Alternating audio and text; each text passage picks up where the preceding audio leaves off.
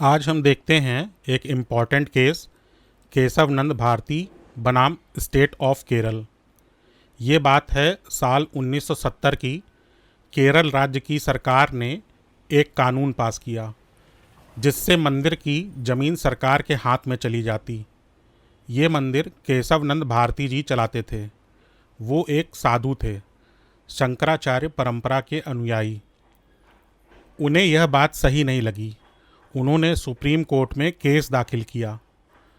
अब सवाल सिर्फ मंदिर की ज़मीन का नहीं था। ये सवाल बन गया कि क्या संसद संविधान में जो चाहे वो बदल सकती है। सरकार का कहना था हाँ, संसद को पूरा हक है, वो संविधान का कोई भी हिस्सा बदल सकती है। लेकिन कुछ लोगों का कहना था नहीं, संविधान का कुछ मूल ढांचा यानी बेसिक स्ट्रक्चर ऐसा है जिसे छुआ नहीं जा सकता।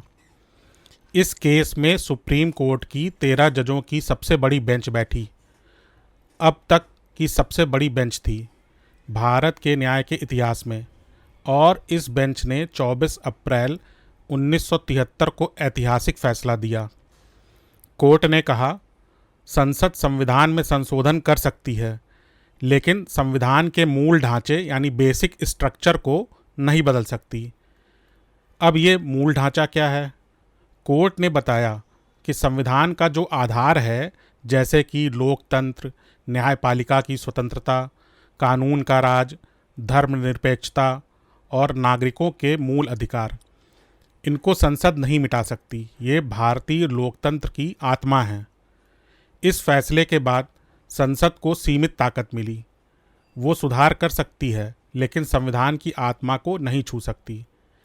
इसलिए केशव नंद भारती केस को कहा जाता है भारतीय संविधान का गार्जियन केस और बेसिक स्ट्रक्चर डॉक्ट्रिन को संविधान की सुरक्षा का ढाल।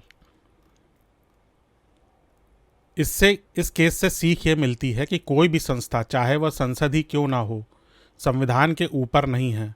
लोकतंत्र तभी चलता है जब हर कोई अपनी सीमाओं में रहकर काम करे। तो ऐसे ही और दिलचस्प केसों की जानकारी के लिए चैनल को सब्सक्राइब करें और वीडियो को शेयर ज़रूर करें।